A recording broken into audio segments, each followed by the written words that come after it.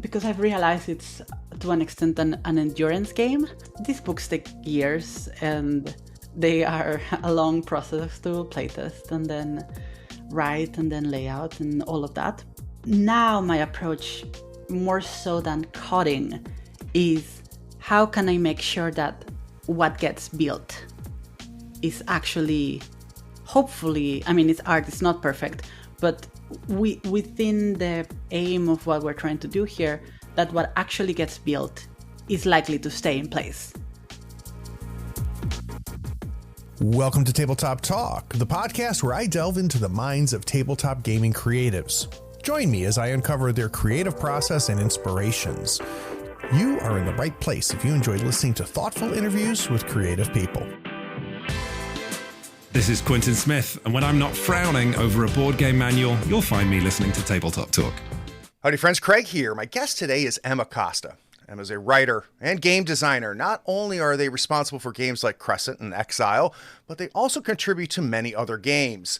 If you look at your bookshelf like I have, you will find their name in the credits of more than a few of the games you own and love. Em, welcome to the third floor. Hi, Craig. Thank you so much for having me. Small confession. You've been kind of on my hit list of people to get on the show for a little while now. And it was funny when the publisher got in touch with both of us and he got us connected. So I appreciate you doing this. But I have to ask you the stupid question you've been asked on every stupid podcast you've been on. But I want to ask it a little bit differently. So at one point, you knew nothing about this hobby. You didn't know you could grab a sheet of paper, write down a couple numbers, and pretend to be somebody else. And then it was put in front of you for the very first time. Do you mind taking me back there? Yeah. What a question I have for you is what do you hope to learn when you ask this question? That is a because phenomenal... I'm a bit against origin stories, but I am glinting at something here that you want to get at. That's a fantastic question nobody's ever asked me. So what I try to do is try to get, so kind of like the story arc of this podcast, right? Is we start off with what was your initial interest?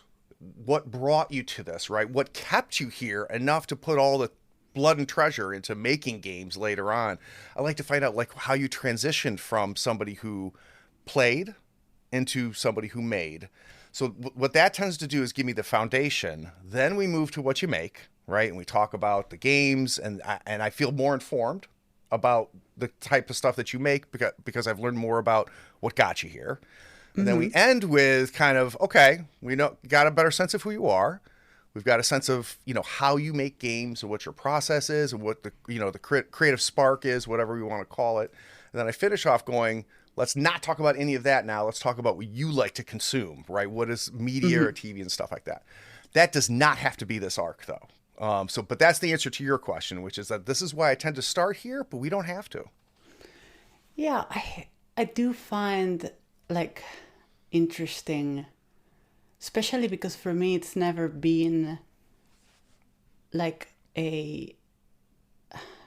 easy to pinpoint arc, right? Where do you decide to start? Do you want to start when you're a kid and you're playing pretend? Mm-hmm. For me also it was when I was a teenager, I got really into play-by-post stuff. Oh, interesting. How did that happen? I did that for many years. And I didn't even know that was RPGs or that play-by-post was derived from tabletop RPGs at all. Do you remember how you got drawn into that, Em? How you came across play-by-post? That's interesting. I had friends. I was in a forum, and the forum had a lot of people that were role-playing. And then I started to get involved with them. Was it weird, or did you pick it up immediately? I think I picked it up immediately, actually. Yeah. It felt so immersive to suddenly be able to because this is the funny thing about this play-by-post things is that I don't know how it goes elsewhere, but what happened here is that we had a guy that was really into role-playing games, and he would like take, I don't know, D&D 4th edition or whatever it was. This is like 2012. And then he would take a bunch of those rules. He would not tell us that this is what he was doing. Like, I just picked up about this like 5 years later. And then he would take a lot of those rules, and then he would like run these like organized, bespoke like ideas that he would base of like whatever he was into at the time. Like, oh, I've been reading this comic book, so we're gonna do it like this, and I'm gonna like pull out of these mechanics, which a lot of the time like were terrible, like did not translate at all to a play-by-post contest. But like we were all in high school, so we had like infinite time. But the best part for me was always the freeform stuff, right? Like the being able to like get into this really introspective mood and like really describe your character. And then like a lot of what would happen, this was in the era of Skype, so we already had like some direct chats going on, is like I remember so well the sessions of like you and I are having a scene in the play-by-post, and we're each posting, but we are talking over chat or on call even the entire time. Like we're having this conversation right now, and then every half an hour I'll be like, oh, and by the way, Craig, I just posted to the thread, like to your character. Yeah. So you're having a whole meta conversation on top of the play-by-post? Or are you in character? Oh, that's so cool. Or sometimes it's like we're just hanging out, and this is just happening in the background. Interesting. So it was a really cool way to, I think, connect with those people and to like build community that way. Yeah. And then the interesting thing was that, unrelated to all of this, I then like was finishing high school. I had moved to Portugal. I was very, very depressed. And I found out about like actual tabletop role-playing. And these things were not like connected at all in my mind at this point. Interesting. Look at this brand new thing I know nothing about. Yeah. I was like, oh, they took the play-by-post stuff and they put it on the table. I know. I've been doing this for years. This is new to you.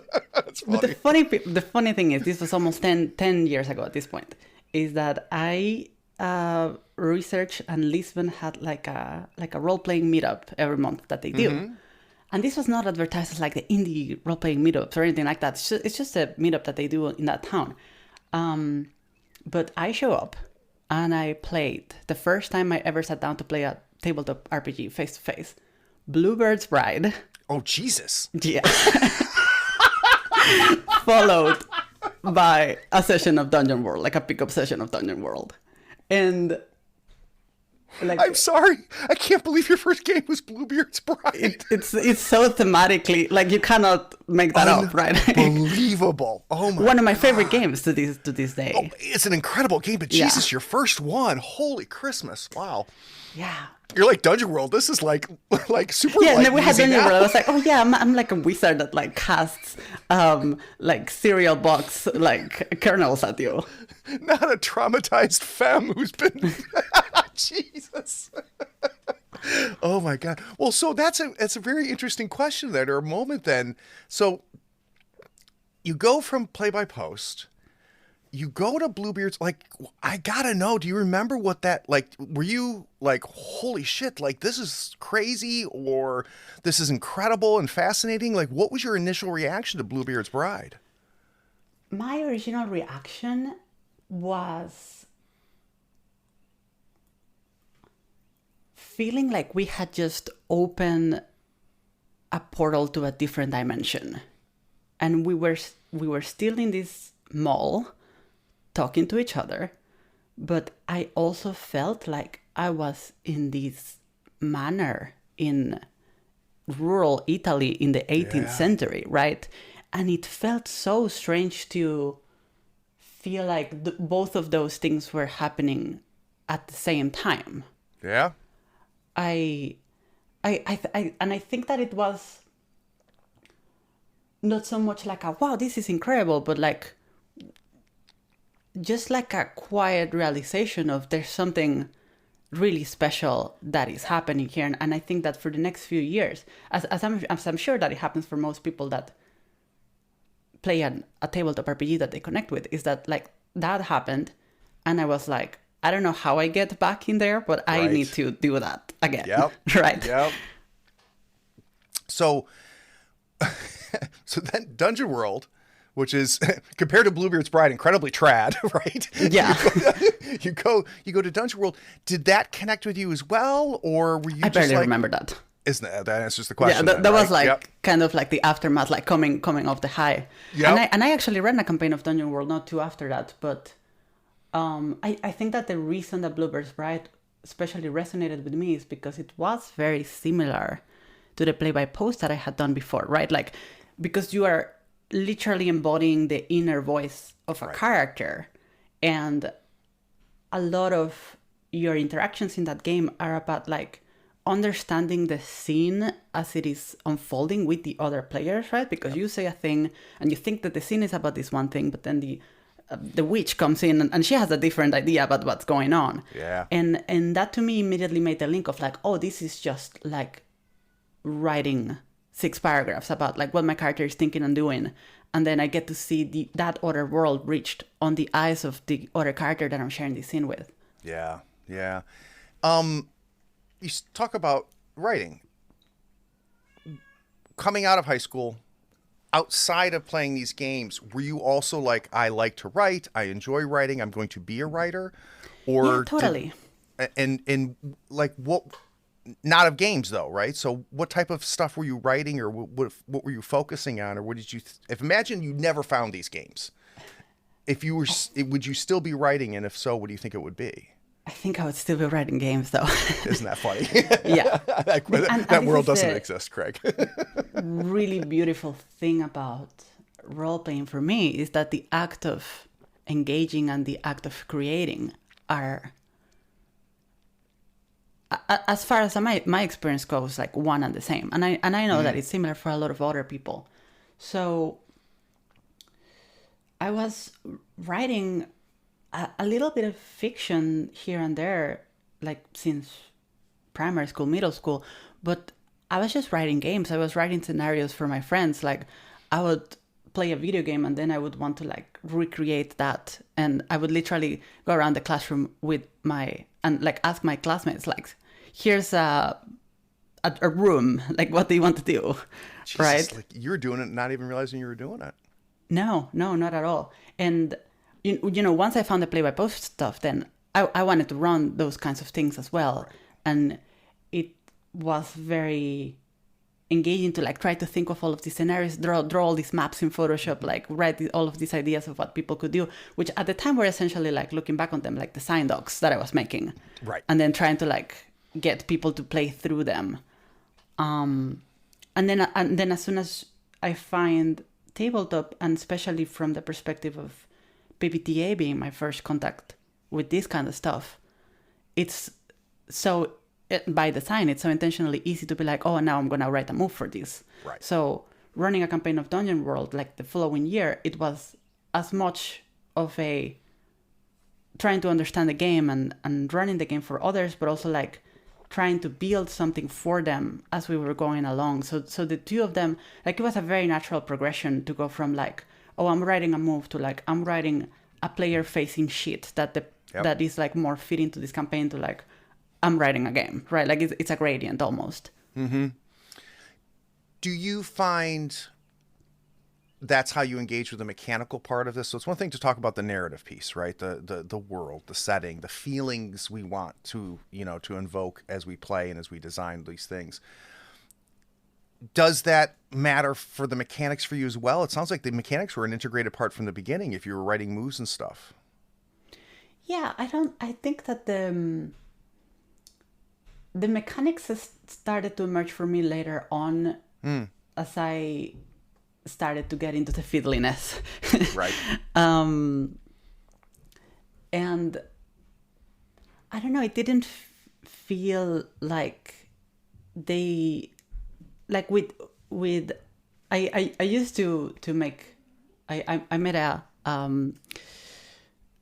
meme once that I stand by a little bit, which is that like I started at PBTA and I was like, oh, this is good, and then I went to like Fortune Dark and I was like, oh, this is really good, and then back to PBTA and it's like, oh, this is really good actually. That is funny. That is funny because they inform each other so much. Yeah. And you could add like 3 other things in that entire loop as Yeah, well. yeah, That's yeah. really funny. There was like some D&D there to like Sure. rage bait people a little bit as well. But yeah, I think that the like that separation with mechanics came over time, but then also the more that I've thought about this and the more that I've made games, the more that it's kind of folded back into the you are just building like an emotional arc or like an emotional resonance, and you just want the pieces that will get you there. Not to mention that like building a toy is not fun also. But it's a separate thing, I think, or like a separate axis on that graph. Yeah. Yeah, it's funny you say that, Em, because like I've been all over the place because I come from a very trad background when it comes to because I'm, as you can see, I'm old. And so I started with Dungeons and Dragons and GURPS and stuff like that. And in that world, there were always 2 separate things, and sometimes it was just the mechanics, like. The RP narrative piece almost didn't exist in a lot of cases, right? Depending on who was running the game and who was at the table. And now, like, I find myself going, I don't know if they're. I think could be a false dichotomy that they're 2 separate things. And if we think of them as 2 separate things, maybe we're making a mistake, and we need to go back and look at what the hell we're doing. It's very, very interesting how your little circle, how one informs the other as well, right? And we adapt it through. So we talk about Bluebeard's Bride. Talk a little bit about Dungeon World. If I take my daughter to the Acosta Museum next week and we go through the exhibits, right? So I see Bluebeard's Bride first, or actually I see Play by Post first, then I see Bluebeard's Bride. Are there any other games that you consider to be significant as far as the impact they had on you to what you do now? Well, now my list is too long.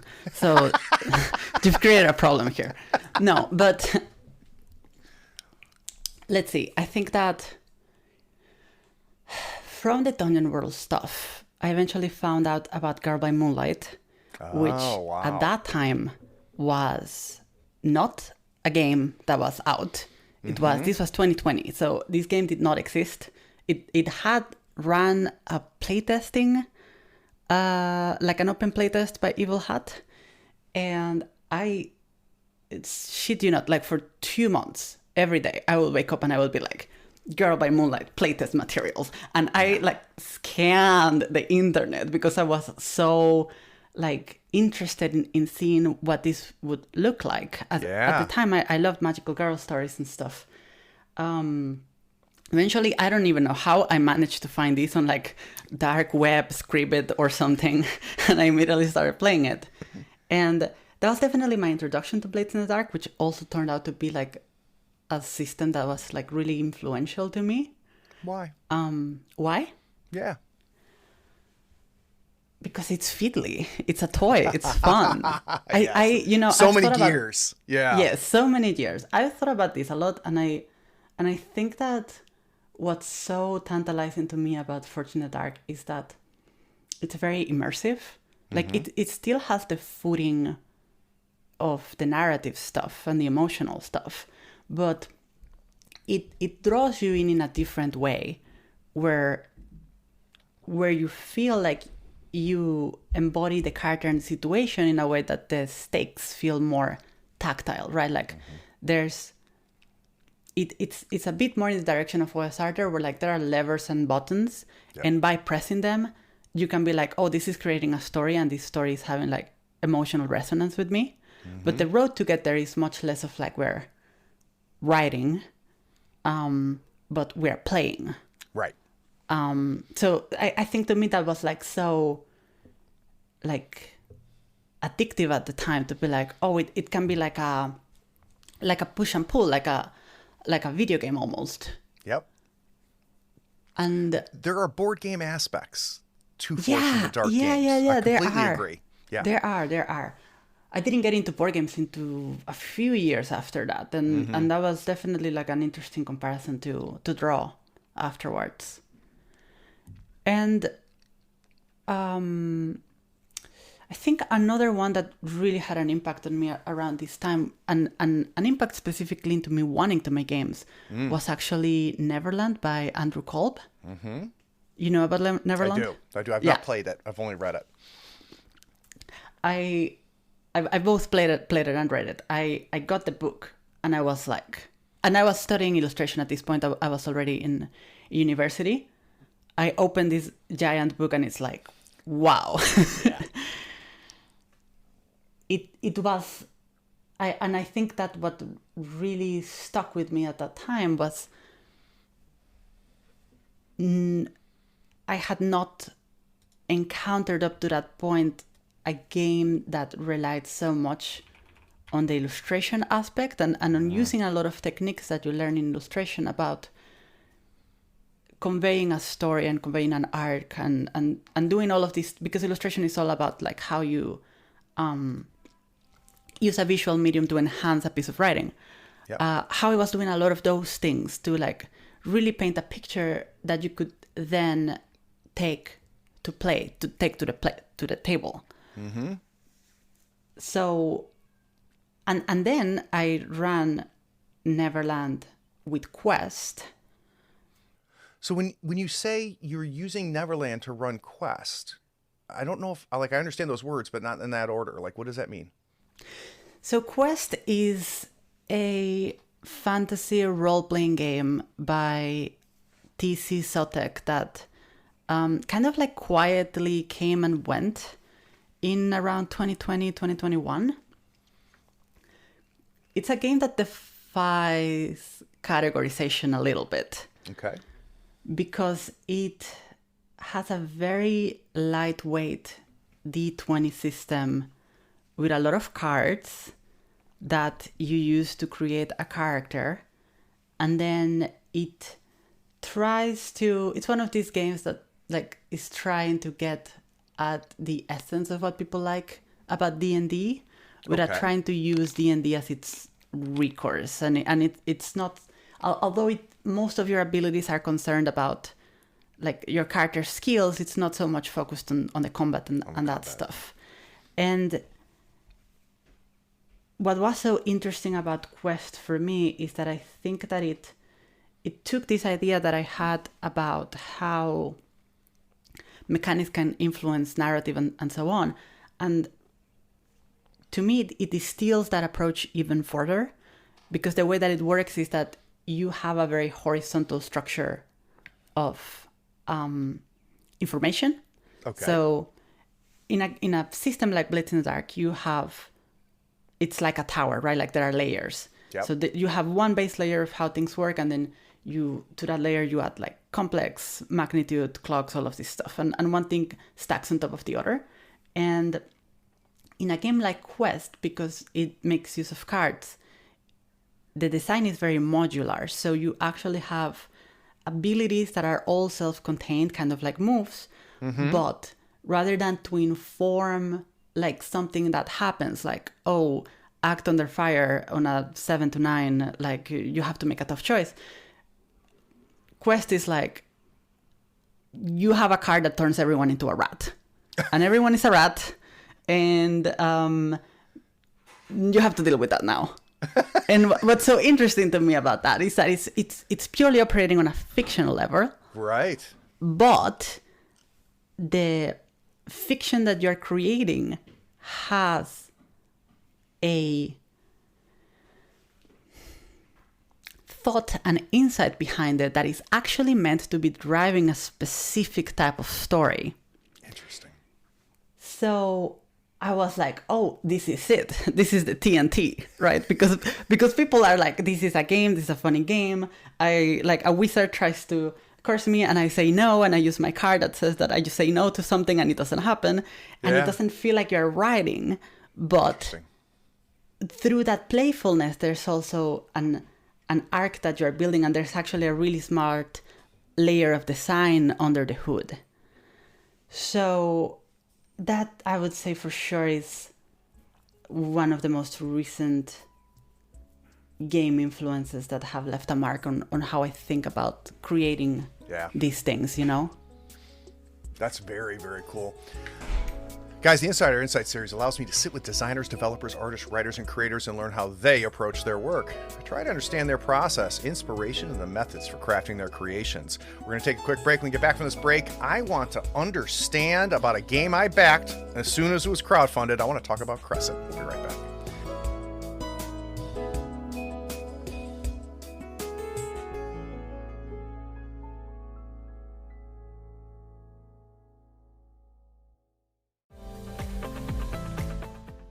This is Sean. You may have heard of me from such movies as Brett and Sean Go to Illinois, 2 Motorcycles, 1 Stick of Dynamite, and Gaming and BS. What kind of RPG podcast is that? After my NFTs were stolen, I decided to become a patron of Third Floor Wars.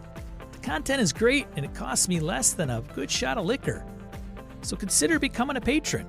It may just land you your next big role. Head over to patreon.com/Third Floor Wars.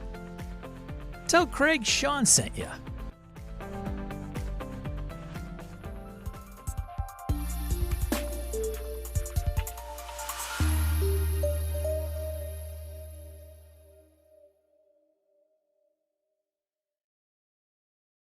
So what's funny to me, Em, is, and this has happened to me more than once, which is I knew nothing about Em Acosta. Didn't know you lived on this planet.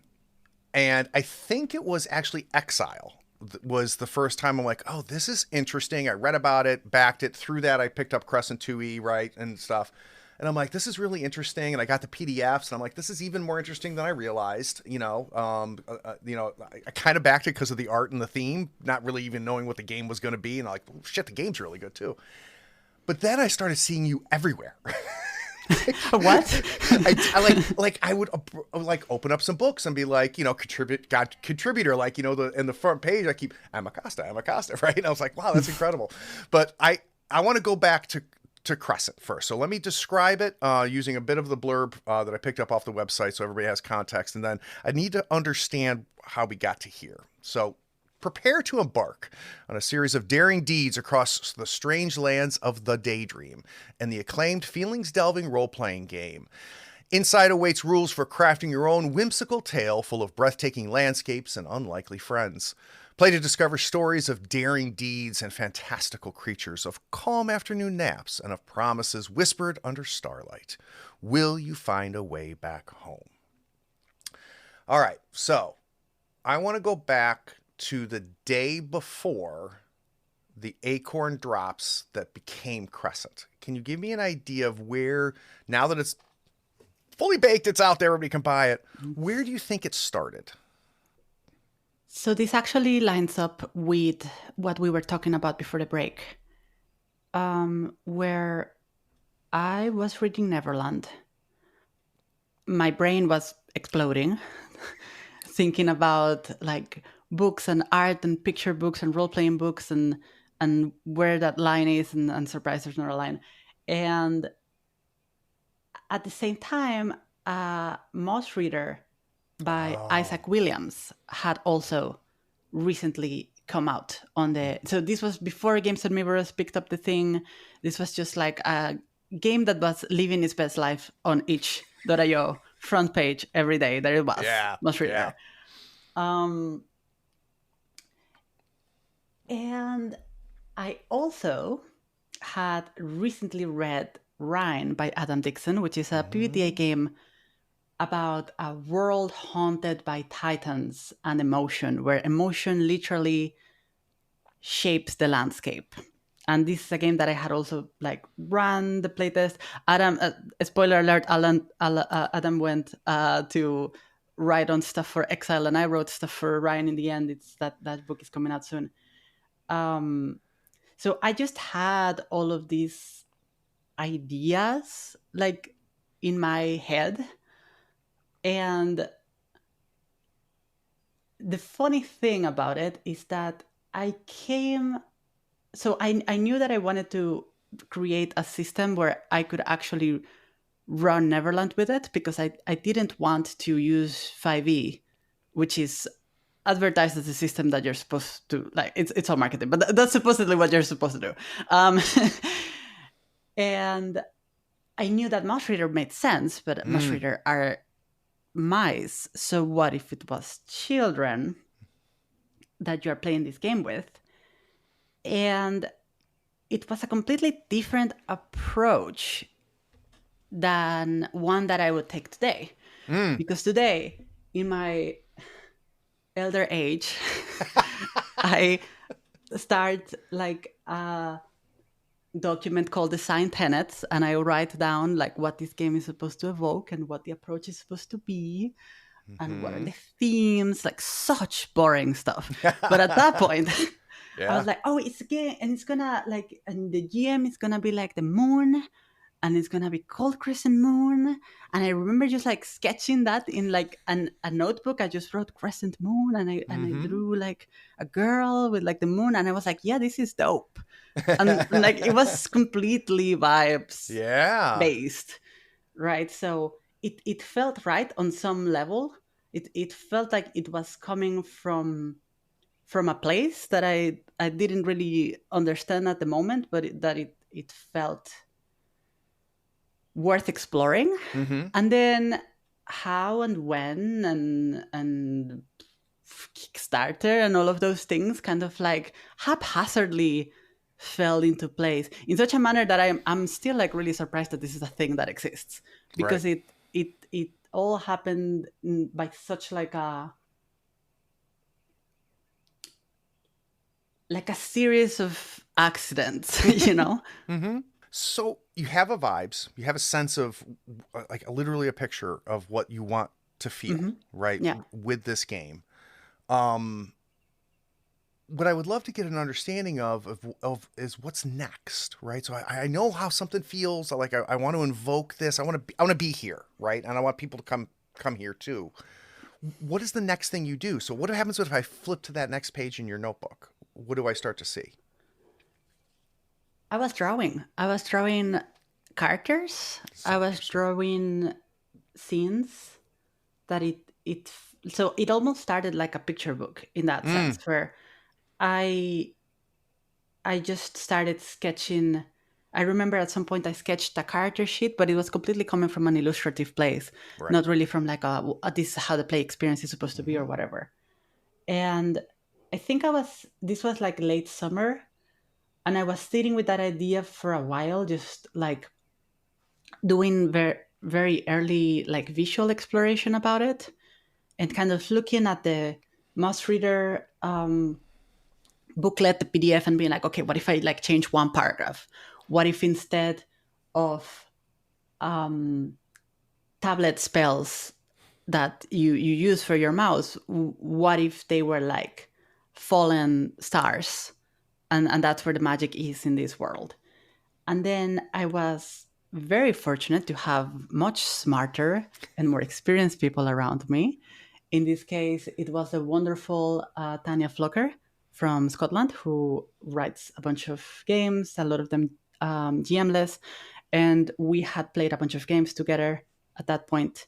And November was coming up, which is I don't remember what the acronym is, but it's the National Game Writing Month. It's like the writing one, NaNoWriMo, course now forever, but for tabletop game design. And then I was like, hey, you should join this thing. And the very cliched advice of join a game jam was in fact very, very useful. Yeah. Because suddenly I had a prototype that I was playtesting.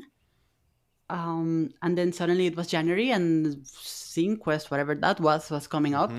And I remember it was like literally, this is terrible advice. For the love of God, do not do this. But I was in first year of college. So January 1st, like the hangover from New Year's Eve comes in, and I learn about SceneQuest, and I'm like, can I put together a Kickstarter page in for a week? I guess. One way to find out. Yeah, and there you go. And so that's first edition, right? Yes, that was the first edition. So ZineQuest, you give yourself a deadline. Now I'm making promises. Something has to exist in February. I've got people are saying I want to pay you money for something, and I'll be very pissed if you don't give me something for that money. is that normal for you? Like, do you need that hanging over you to keep pushing you forward and to complete? Or did it just happen this one time? Because I talked to some creators, that are like, if I don't have a deadline, I never finish. And I've met creators that impose even pretend deadlines on themselves that don't really exist because that's how they function. Do you think you fall in that bucket, or is this just one time where you just kind of happened to do it and it worked? And I've never thought of myself as someone who needs a deadline. okay, But I think what I need to do is to commit to something publicly before I do it. And in that sense, I think it does pay off for me. Like, this is to this day my approach to playtesting. I'm actually in the very, very early playtesting stage for a new game. And the way that this works is that I will gather a bunch of people and we will be playing a game next week. And something will have to be there next week. Right. Yep. And that's kind of the way that I find to... and especially for tabletop, I think it's so important to me to have that element of, I am gonna go put this in front of other people.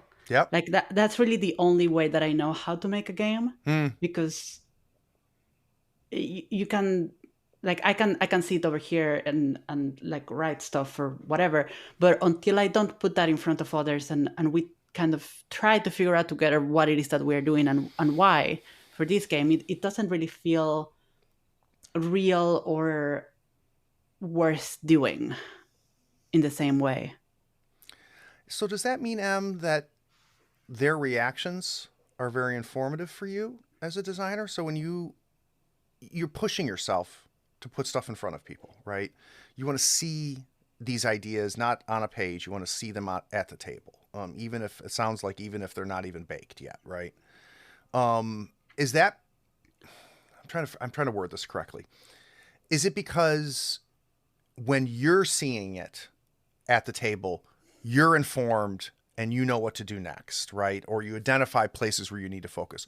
Or is it what the table is telling you that does that? Or is it a combination of both? I don't know if I'm making the distinction clear or not. Yeah. It's both for sure. Yeah.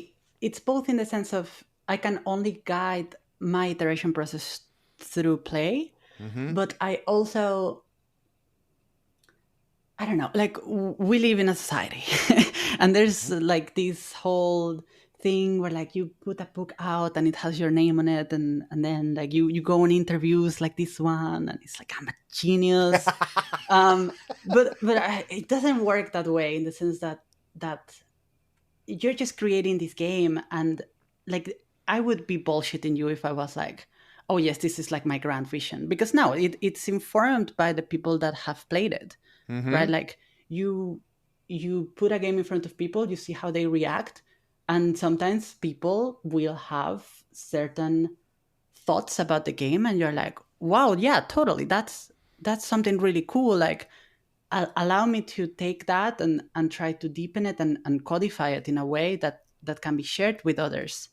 So I feel like my role here is almost like as the person that's just writing this stuff down. Interesting. But, documenting it. Yeah, I'm just documenting and making it presentable for other people. But it's still like trying to make sense of these experiences that I'm having every week when I gather with other people that are interested in this vision, that are interested in this premise, and we're just exploring it together. In the process, and this can have happened for the initial version of Crescent or for second edition, right? But do you remember a moment, a decision where you're like, oh, okay, I got this. Like I go back to my initial sketches in my sketchbook, and now I think I made a promise and a challenge to myself when I drew this, and I think I've just hit it. Do you kind of remember if and when that happened, or was it just so gradual it wasn't a moment? No, I think it was very gradual, actually. Okay. Yeah. Because it was, there were so many small moments of that, right? Like I would have like a 30-minute stretch of a session that would be like, oh yes, this is really what the game is supposed to feel like, or I would have like a piece of layout that I was happy with, and it was really about collating all of those things into a cohesive final piece, and then just like one singular moment that would go on to define the whole thing. That's really cool. So the last question about Crescent. You kind of hinted, can I make this about children, like adapting the Mouse Ritter feel? I don't want this to be about mice. We talk about Neverland. Did you always know what people would be playing? Was this always going to be a game about youth and young people, or is that not critical here? And it could have been something else. I'm trying to get a sense of, because that's something that's pretty unique about this, and it's one of the reasons that I've going to choose Crescent to introduce my daughter to role playing, because I think this will be, she's never role played before officially, right? We all play pretend, and I think Crescent is going to be a really neat way for me to kind of introduce this to her. So I want to try to get a sense, like, did this have to be about children? Yeah, totally. Yeah, I think it was always, what would the world look like through the lens of young characters, and how does it feel for people to also enter that space as well, and to think about their play in that mode. And this is one of the things that excites me so much when adults play. And one of the most common pieces of feedback I hear that from people that have played Crescent is that they feel that they are able to find insight on feelings that they've had and carried with them, and that they are only like those things kind of only come out when you create a ritualized procedure to just be able to be kids to one another. Yep. God, it's so funny you say that, because I'm playing Die, the RPG. Okay. And this is one of the rare instances on my channel where I'm not running the game. There's somebody else that's running the game, and I get a chance to play, which I absolutely love. And a little bit like Bluebeard's Bride, right? Like, this is a game about trauma. This is a game about like, there's the "Are we the villains" meme that pops up about every session, right?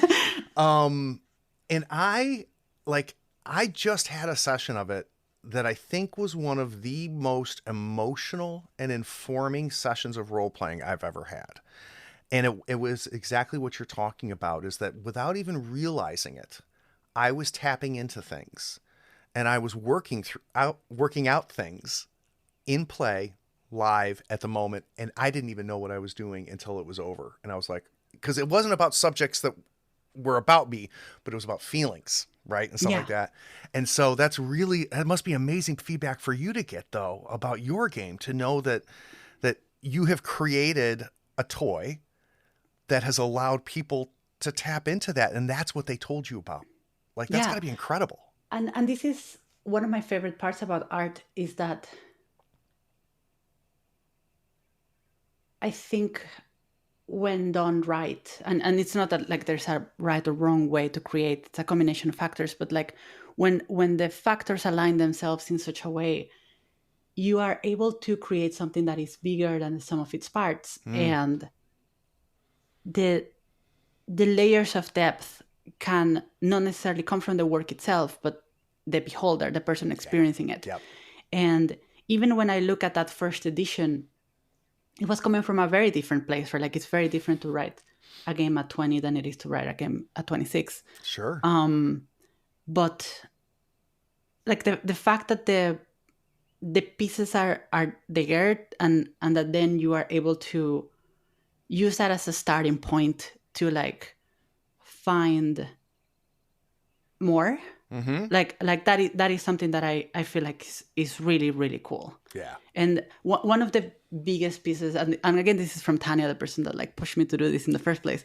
One of the best pieces of feedback that they gave me was that the way that the mechanics work with like making sense of your memories and all of this stuff allowed you to imbue the story with a certain sense of emotional depth. Yes. Where there's and this is what all of quote unquote children's media, I hate that term, but this is what like a lot of this media does, right? Like I've been working through Bluebeard recently. Fantastic show. Oh my God, incredible. I love that show. Yeah. One of the gifts my daughter gave me is that show. Amazing. Yeah. And it's the same thing, right? Where like you've got one layer of stuff happening that is the literal stuff that's going on the screen, but then with your experience, you're able to bring a second and a third layer to those things that you're being shown, right? And I think that hopefully this is an experience that a lot of people can have when they play a game like Crescent. And I think I know the answer, but I'm going to ask the question anyway. Why a second edition? Was it something that you're like, okay, I'm different now. I think I see what this game could be, or I can't look at first edition anymore because I know what second edition looks like in my head. Like because you could have just left it, right? And just go make Exile. Why did you stay and say, I need a second edition of Crescent? What drove that? Couple of factors there. The first one was that I had already said that I was going to make a second Look edition. at you! I'm seeing a pattern. Sorry, guys. But it was an opportunity to bring more intentionality that's interesting. to something that people were already connecting with. Yep. And, A Crescent Moon was my first game that I made. And while I think that you can probably have a good time with it, I wanted to take that chance to make something that could get you there faster and more reliable in a more fun way. That the moment-to-moment experience of playing that would be more fun. Especially it's a game about kids. Like it should be fun to play. Yep. So yeah, it was just like an opportunity to refine that and to really interrogate like what I really want with all the tools that I got from Exile, which we will talk about in a second. With all of that new skill set, being like, okay, how can I construct this experience that like I wanted to hit these different emotional places, and how can I combine those things in a way that is coherent? So that was what was really exciting for me, was to have that second chance at it. Well, and you, it sounds like you just knew more, right? And knew more just by making Crescent 1, by finishing that, right? Like that's super informative. So you mentioned Exile. We're going to take a quick break. We're going to come back. We're going to talk about a game that I really feel is in conversation with Crescent. In fact, that was the third reason, actually. I forgot. I almost made this one segment, but I decided to separate them out. So we're going to take a quick break, and we're going to talk about a little bit darker. We're going to talk about Exile.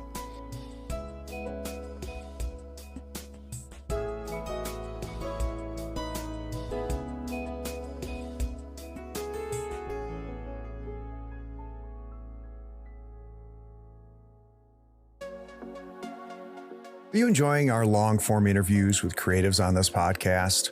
Maybe you're craving deeper discussions about our guests or some of the RPG plays on our Twitch and YouTube channel. Well, I've got an opportunity for you. You see, Third Floor Wars now has a Patreon-only Discord server.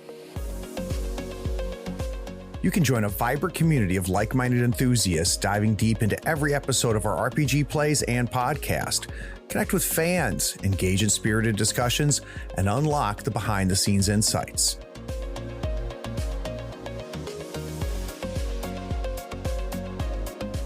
For just $1 a month, access a world of tabletop gaming goodness. Connect with passionate gamers who share your love for the Tabletop Podcast and everything produced on the third floor.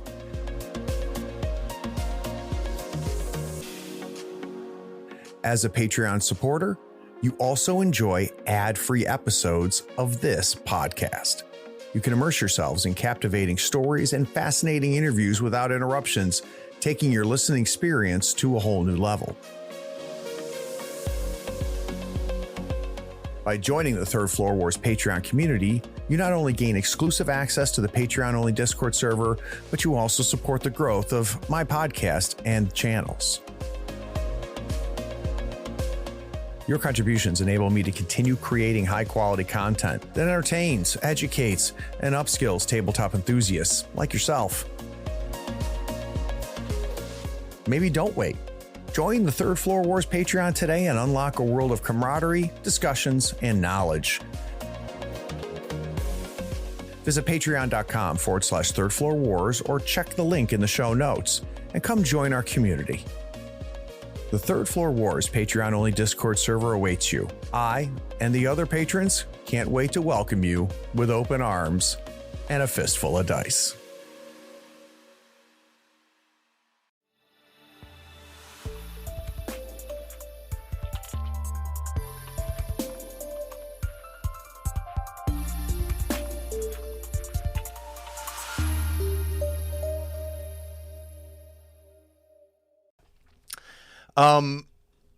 We've already hinted at this, and this is something that I think that I want to dive into, and I think we will naturally, is this conversation between Exile and Crescent, because I feel like there's no Exile without Crescent, and there's no Crescent without Exile, and the way they bounce and forth. But let's do the blurb so everybody has context. A teenage misfit who barely ekes out at society's edge. You grew up in a world that cast you aside and deemed you perverse. You learned to hide or fight, never able to live free. Tough luck.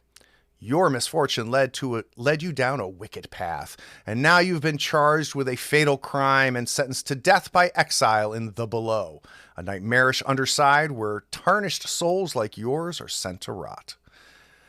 Those above think they've rid themselves of you, but instead, you've resolved to escape. With only a band of fellow outcasts by your side and nothing left to mourn, you will cut across the nightmare lands and blaze a path back home, no matter what it takes. You shall escape, die in the attempt, or worse.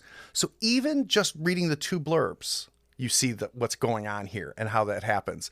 So we finish Crescent.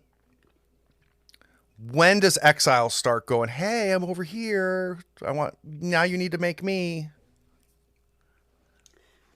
So the first edition of Crescent Moon had 4 different playsets that you could have.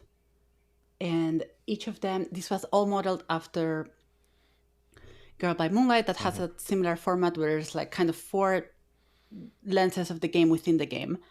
And each of them kind of brings a different vibe to the core system. And these, because it was a scene quest project, this was not necessarily included in the actual booklet. It was included in the playsheets, and the playsheets were downloadable PDFs, right? Mm-hmm. So I sent Crescent Moon to the print shop, and I was like, okay, 3 out of these 4 playsets are out, but they are all printable PDFs, so they don't actually need to come at the same. It's unrelated to the timeline of the physical book that I'm going to ship out to people. So then it was December. I had just shipped out Crescent Moon, and I was starting to write the Exiles playset, where you are. So it was going to be a playset at first. It was going to be a playset for Crescent Moon. And then Project Greek happened, the worst enemy of all. Smash cut to 120-page hardcover. But yeah, I started writing on this playset, and it was kind of motivated by spite a little bit. Okay. Because the game had been out, Crescent Moon had been out, and I felt like this was a game about melancholy. It was a game about growing up. It was a game about experiencing things that you don't really have a language to understand. Mm-hmm. And then on the other side of it, the reception was like, oh yeah, the cozy game of cozy. And it is a cozy game. Maturity has brought to me that it is in fact that, and that is okay. You are not supposed to feel good when you play this game, goddammit.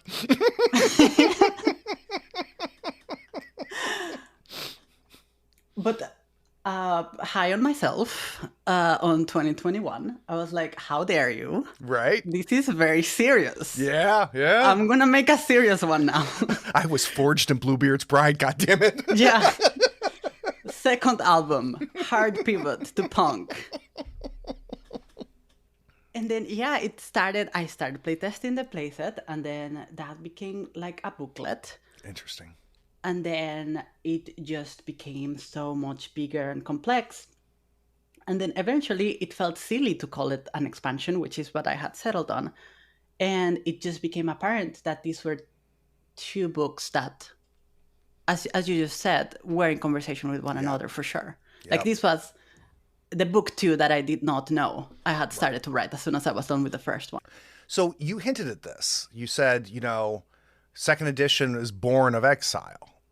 Yes. So finish the loop for me. So it's very clear to me, because and you have to understand my context. I didn't know or look at first edition Crescent, right? So all I know is second edition Crescent and Exile. And I understand how we get from what you described as Crescent 1 into Exile. I want to better understand how Exile informed Crescent 2.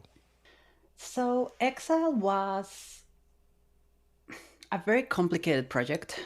Wow. I think every game designer has this game that they make that is actually 5 different games.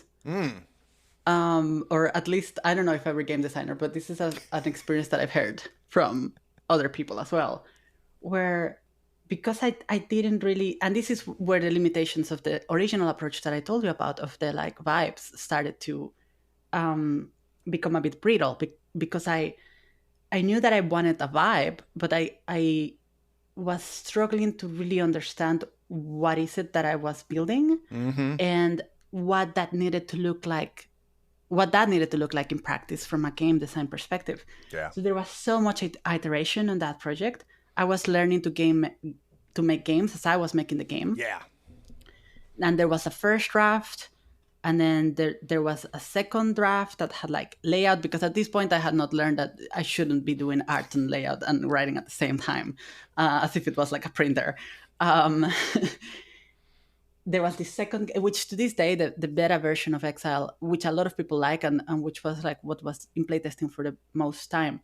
That's still available for free on itch if people want to play that instead, because there's people that to this day like really like that, and the final book that is in people's hands is meaningfully different from that. So I wanted to keep those two separate. Yeah. So yeah, there was this long iterative process, and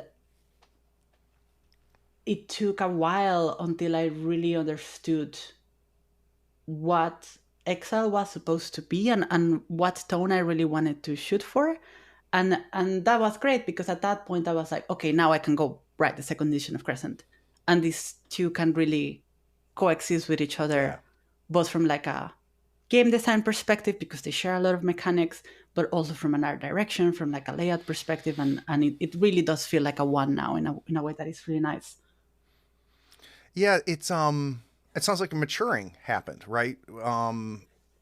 Between the two, and I don't mean like emotionally, I mean like maturing as a designer.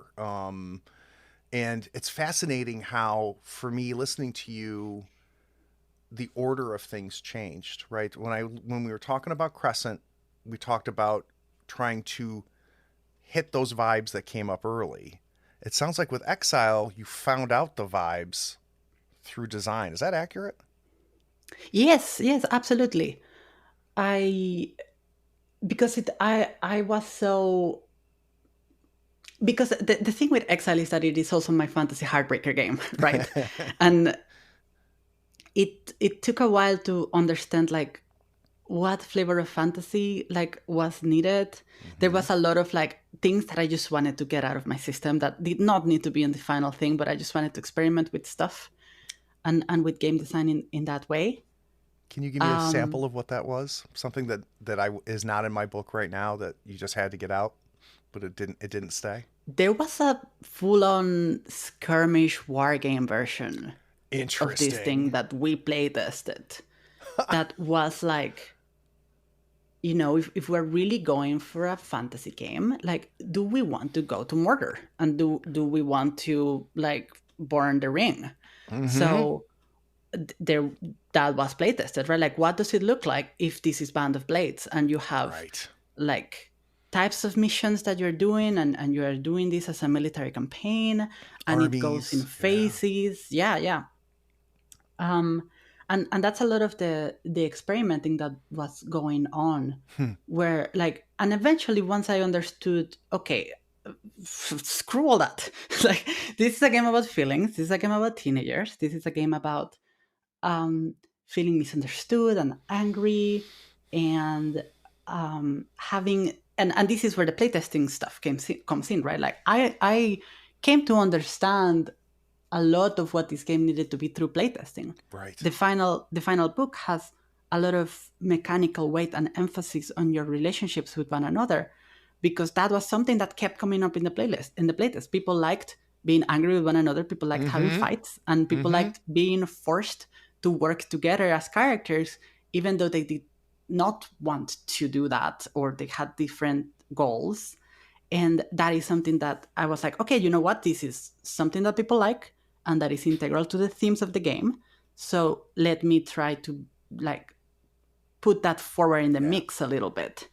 And once those mechanical pieces were there, then it became really clear, like, okay, this is how the voice of the text should feel, and this is what it should look like. And that's why you actually see quite a bit of a tonal difference between the beta and the final book. I love the idea of your playtesters maybe not even realizing what they're doing, telling you what this game needs to be by focusing on aspects of it, and you going, I see where you're having fun. I see where you're connecting to this game, which drew your focus and made that rise of all the potential things that Exile could be. That's really interesting. Yeah, I've never heard it that way. That's really interesting. That's crazy. Because I find that so key to playtesting for me. Yeah.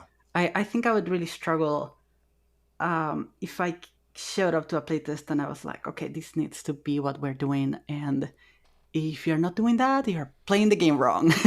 Well, it's funny you say that, because, like, and this is because I'm a Luddite, right? I've never designed a game. I've never been through this process, right?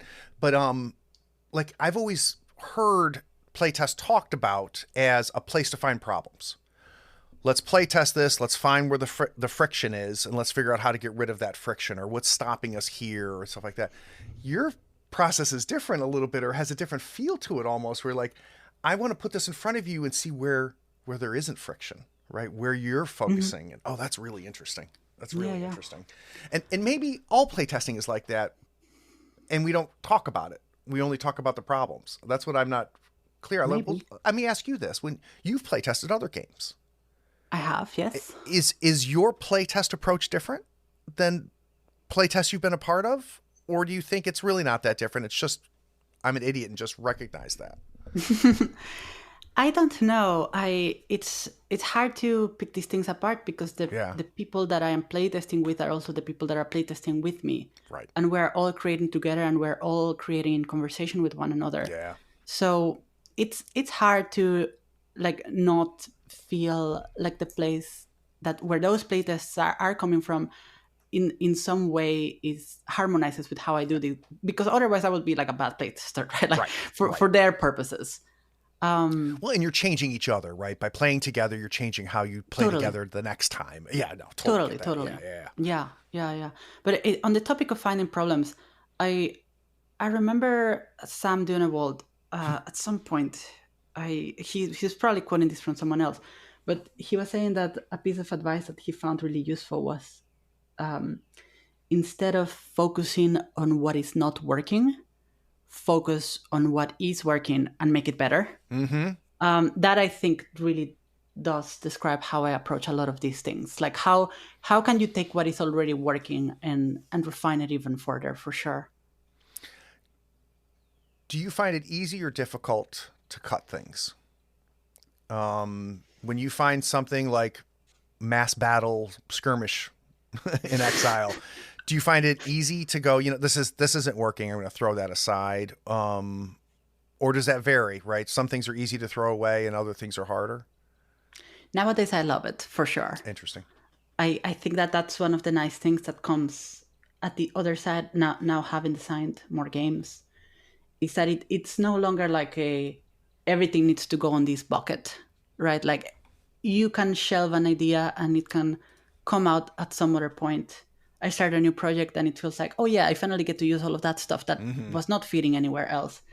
So I think for me nowadays, it's because I've realized it's to an extent an endurance game. What do you mean by that? That's interesting. Well, it's just these books take years and they are a long process to playtest and then write and then layout and all of that. I think that now my approach, more so than coding, is how can I make sure that what gets built is actually, hopefully, I mean, it's art, it's not perfect, but within the aim of what we're trying to do here, that what actually gets built is likely to stay in place. Interesting. I was making the comparison the other day to like being in the beach and making sandcastles, and how I'm trying to build a single sandcastle that's very nice and pretty, rather than like starting one tower and then I'm like, wait, actually no, let me just, you move a little bit to the right and then you start another one, and then this one came out a little differently and it's like a bit, and then you start a third one that is like, what if the first one and the second one were like, and that can be very tortuous. So I try not to do that anymore. Yeah, I can totally see that. So guys, we're going to take one more break. When we get back from this break, we're done talking to Em about the things they make. We're going to find out what Em consumes. We'll be right back.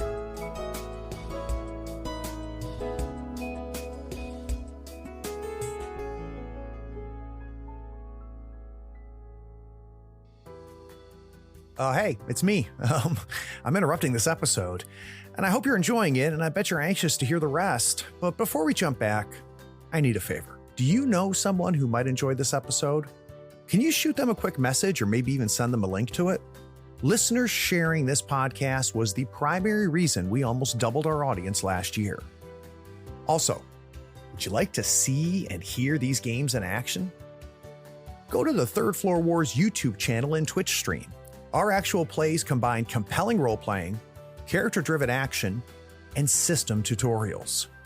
We create great stories while lifting the hood and showcasing the game mechanics. Links to both are in the show notes. Okay, last thing, and I mean it. Have you rated this podcast on your pod platform yet? Maybe even written a short review? It is a simple way for you to be even more awesome than you already are. Okay, now I'm done. Let's jump back and listen to the rest of this episode.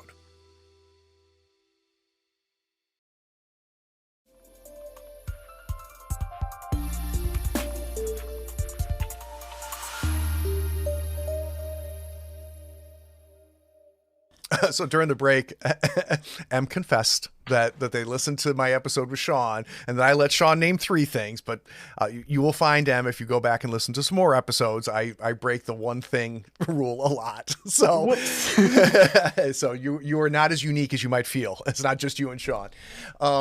So yeah, what I'm looking for here, Em, is to hear you talk about something that has really taken over your brain, and it could have happened yesterday, 10 years ago, but I really love to know what you love. So give me something worth sharing. Yeah, so I have a few things. The first one of them is a technology. Ooh. A very hard-cutting, bleeding-edge protocol called RSS that I discovered very recently. Well, you're right at the edge of things. Look at you, tech bro.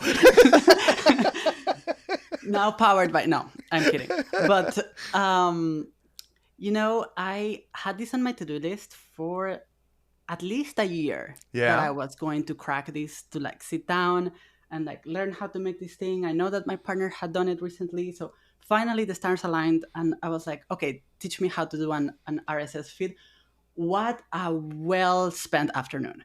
it has made such a great impact to how I feel about everything, like from game design to like news, like wow, to be able really? to, yeah. So for those unaware, an RSS feed is an app or a website or some kind of client where you can aggregate a lot of different websites, and then you get a single personalized feed where it's all auto-updating. I know that I had this set up at some point in 6th grade when Google RSS was, but then they took it away. They take everything away. And yeah, it's been like so nice to finally be able to keep all of these like RPG blogs that I know exist, and I check them like every 2 years and then I forget. Yep. And it inspired me so much actually that I also started a blog recently, because it just feels so nice to be in that mode where you are able to like get things in a more quiet, intentional way rather than just like bam, everything in your face in social media all the time. Posting 100 words and then moving along. Yeah, I'm with you. Yeah. It feels different than like social media does. Yeah. So you have really enjoyed, like, you've created a curate, right? Now, and it brings everything together. That's pretty cool. That's pretty damn cool. Yeah. It's especially with a new project that's in the stages of researching and stuff. It's very nice to not feel like I'm gonna sit down and try to do this in one afternoon, but rather than like I get to read stuff over time, and that's helping brew stuff in the background. The second thing I have is a book. It's a nonfiction book called Practical Anarchism by Shuli Branson. Tell me about this. I've never heard this. Yeah. This is a book that came out in 2022, and it uses a lot of principles and approaches that are grounded in anarchism. Okay. I think the full title is Practical Anarchism, a Guide for Everyday Life. So, great title. Great title, right? And it really is what it's on the tin. Like it's not hitting you with a lot of like dense political theory with footnotes and stuff, but I think that it manages to thread a very fine line of taking all of these abstract concepts, and the thesis of the book essentially is that you are already doing anarchy in some form, one way or another. Like if you're organizing an RPG group, like that is a horizontal organization that you're creating and that you're holding in conversation. Yep. And we live in trying times, and you can think of about 5 different things when I say that. Yep. And I think that this has been such a great antidote for hopelessness. Oh, God for bless. Feeling like there's nothing that you can do, for feeling like you are like floating in this sea of institutions and systems that just keep creating harm and that you seemingly can't stop participating in. And it's really been powerful to feel like in small ways, like there's a way to get out of that mind rut, and that way looks a lot like things that you are already doing. So fully recommend that, even if you're like, political theory, screw that or whatever, like for real. Like there's a chapter about relationships alone that I wish I could like show that to everyone in my life. Isn't like family, friends, lovers. Yeah. It's really nice. Oh, very cool. All right, you told me 3. Finish the trilogy for me. Finishing on a game note. Oh, wonderful. The thing that I bring to you is a mode of play. So recently, we wanted to play 1,000-Year-Old Vampire. And this is a game that I've enjoyed a lot. It was magical to play that. Yeah. But I hate solo games because I get bored if I don't have an audience. The only time I've played a solo game is on stream. I needed people to watch me play. It was 1,000-Year-Old Vampire. It's funny. Yeah. I think the one time I had played a solo game before, I recorded it. So I felt like something was happening. Totally get that. I totally get that. But you know what, Craig? This is the beautiful thing. You can actually play solo games with other people. And it worked perfectly. And this is something that I wish I had known years ago because there's so many wonderful solo. Like every week I see a headline for a new game and I'm like, oh wow, this sounds incredible. And then I read it's a solo game and I'm like, oh, shuckles. I struggle with that. It's funny. I go through that too. That's really interesting. But So now talk to me I about just this feel mode. like I just have like this whole new window of possibilities that just I had not considered before. Like if you just sit 2 to 3 of your friends and you're just going through, you don't even need to change your rules, just going through the procedures together, but you are all playing as this single character and you're in conversation. Oh, that's interesting. yeah. So you're still That's what we did playing with- solo. Yeah. I was expecting you to Because- say we all play solo together. No. Oh, that's interesting. This is crazy because this is what actually 1,000-Year-Old Vampire suggests that you do, that each of you creates a vampire and then you are all playing in parallel the same game. Right. And we looked at each other and I was like, guys, this sounds very convoluted. Like, should we just do a single character? And everyone was like, yeah, let's just do a single character. So we just went through the book like you would normally do. And it's great because it adds so much more possibility for you to take this character and this narrative in ways that, because it's the same thing, you're just bouncing ideas off of one another like you would do in a normal tabletop game. And you end up with so much more dimension to it. So this is something that I'm really hoping to do again. Just go through the game and play with friends and make it a conversation with them. Oh, that's cool. That's cool. There's a solo game that I've been looking at, and I'm going to play at some point, but I haven't done it, called Ironheart, coming from Parable Games. I think I've heard of that. It's a cool little game. It's a cool little game, and I sound like I'm being trite, but like it presents itself as a cool little game. And basically, you're a pilot of a mech in a kind of like, yes, you can fight battles, but you're spending more time like rescuing kittens because you're super tall, so there's a coziness to Ironheart.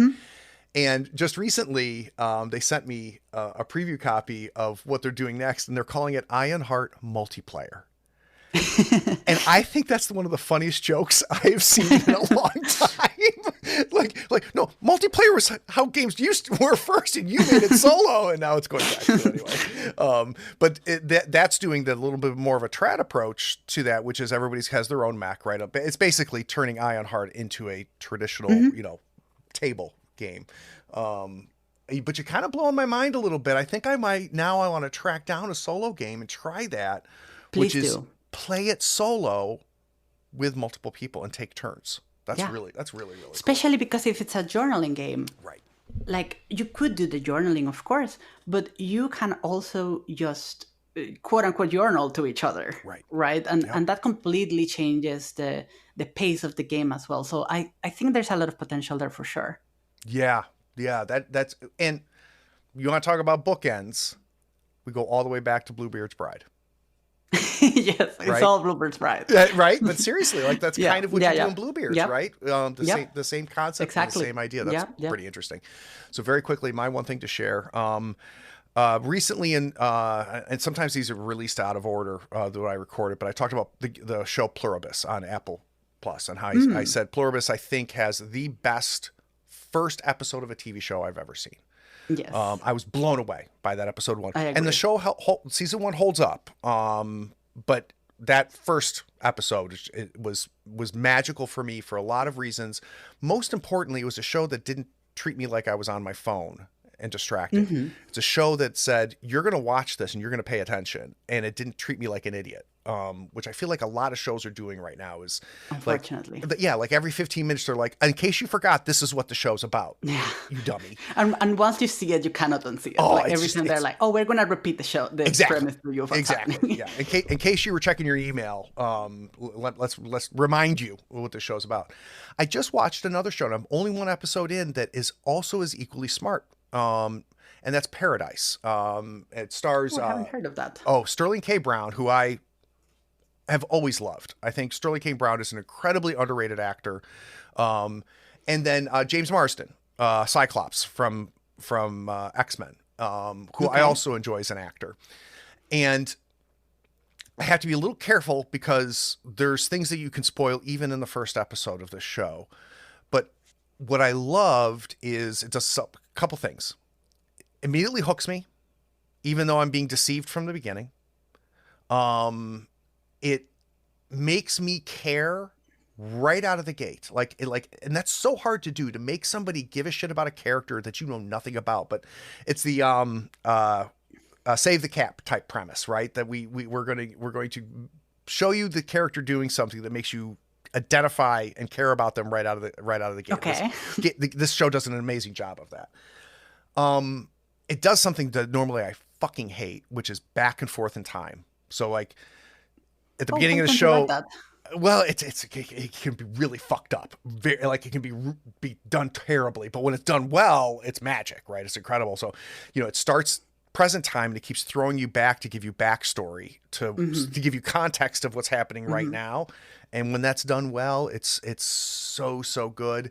There's a mystery aspect to it because something will happen and it'll be pretty subtle where you're like, what the fuck was that? Like, what the fuck's going on right now? And I love shows. I love shows that are willing to do that and not give me the answer immediately. Yeah. Right. And so, if any of that sounded interesting to you, or if you liked Pluribus, I think you should check out Paradise, and I think some other people listening should too. Yeah, that sounds really exciting. Where is this streaming? Hulu. Okay. Yeah. We don't even have that in Europe, but well, you have Disney. We'll figure it out. Disney Plus. Oh, okay. It's the Disney thing. Yeah. Yeah, you probably, yeah. Well, everything is Disney now, right? It is. Tabletop Talk presented by Disney Plus. Yeah. So yeah, check it out. And I'm going out on a limb a little bit here because I've only seen the first episode, but I feel like I've learned enough to say like this show would now have to try hard to suck because it's doing pretty well. There's so many things to do on a Sunday afternoon, like watch the first episode of Paradise. But for some reason, I tricked you into talking to me, and I really appreciate you coming on. Thank you so much for having me. This was truly a blast. I'm glad. I'm a bit sad that we're going to stop talking now because it was this really does nice. not have to be the last time we talk by any stretch of the imagination. And for those of you listening, guess what? This is the end. You made it the whole way, and I appreciate you doing that. And if you have some extra spoons, make sure you're taking care of yourself. And if you've got one more, take care of somebody else.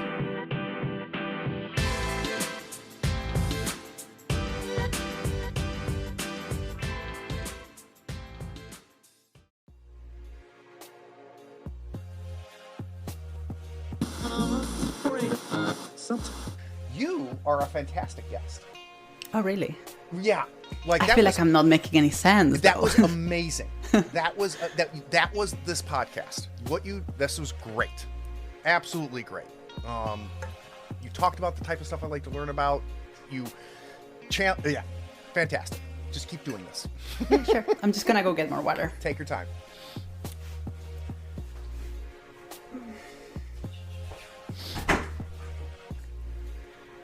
I have an anxiety disorder, so let me just check that the microphone, yes, everything's right.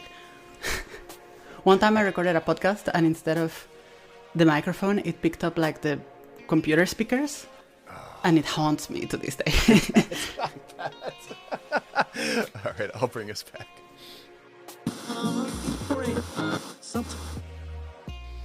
Oh, it's so cool. It's so cool that you get a chance to play with your daughter.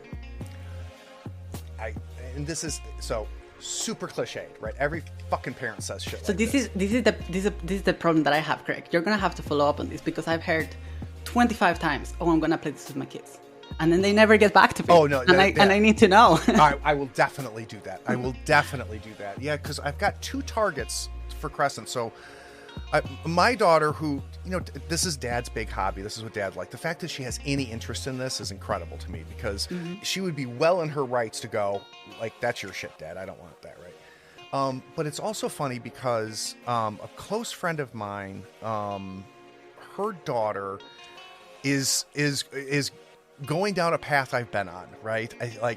Getting into like comic books and art and anime and I fucking see you, kid. I see you, right? Like we would have been, if I was your age, we would have been best friends, right? And I take her, there's a local Comic-Con here, And Grace, who's her mother, Grace has no idea about this. She's a normie, right? So she called me up and she goes, will you take me and Livy to Comic-Con? I'm like, of course I will. Oh, that's so cute. And it's become like an annual thing where me, my daughter Cecilia, Grace, and Livy, we go to the little tiny Comic-Con. But it's been really cool because, you know, Livy feels seen because she can show me things. And I'm like, yes, I know that. I understand how that. old is she? They're both 12. Livy's older. Livy's 15 now. Jesus Christ. I forget she's 2 years older than Cecilia because Cecilia is very mature. But they're very close friends, even though of the age gap. But we've been doing this for like 5 years now. So like Cecilia was like really tiny when we first started doing. So she likes the fact that like some old dude like knows like Teen Titans, you know, or you know, that type of stuff. So, but it's also been neat because it's been a doorway for Grace to see like this is a totally side conversation. I appreciate you indulging me, but I think you'll appreciate. No, this. I love talking about this stuff. I was walking around like the dealer's hall, and the girls ran off and, you know, got lost looking at something. And Grace was walking with me. And again, you have to remember that she's never been exposed to this part of the world, right?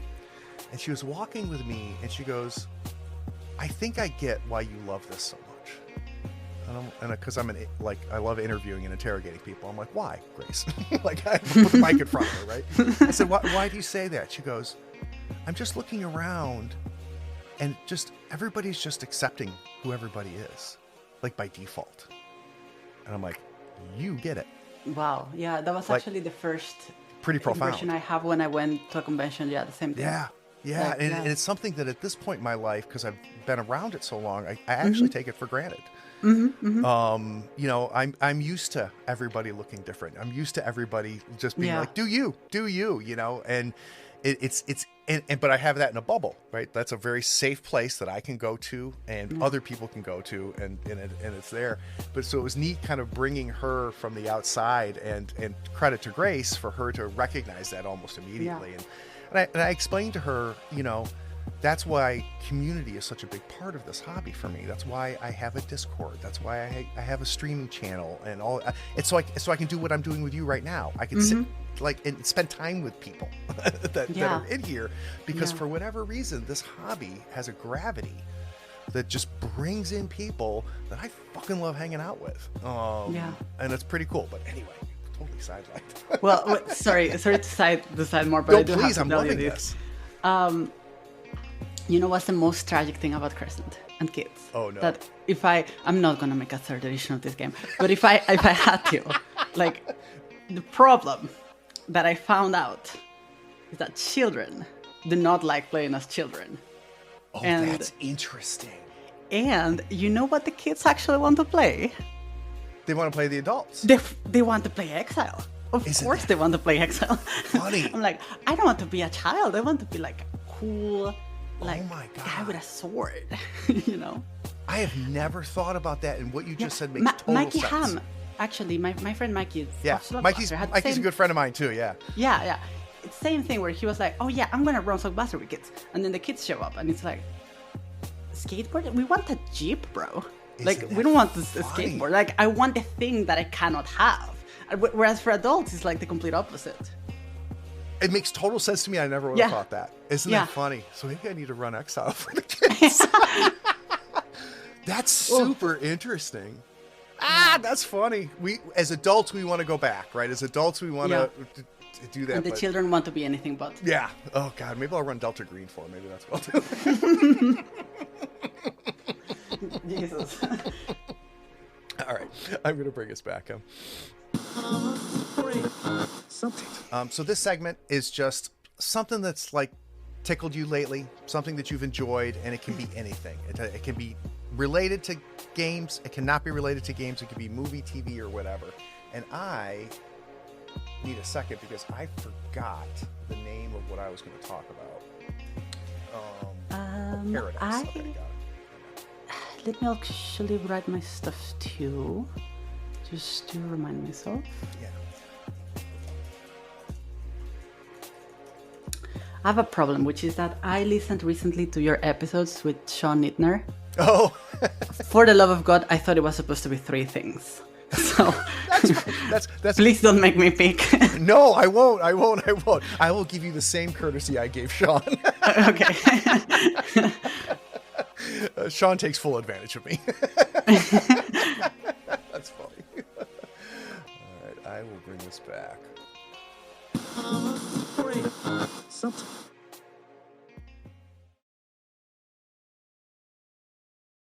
Hey, are you still here? Look, the podcast is over. And you sat through all of the breaks and bloopers? Well, I mean, if you're here, you might as well run over to patreon.com and become a supporter. Don't forget to rate and review this podcast too while you're at it, on whatever platform you're listening to. I do appreciate you sticking around. Take care.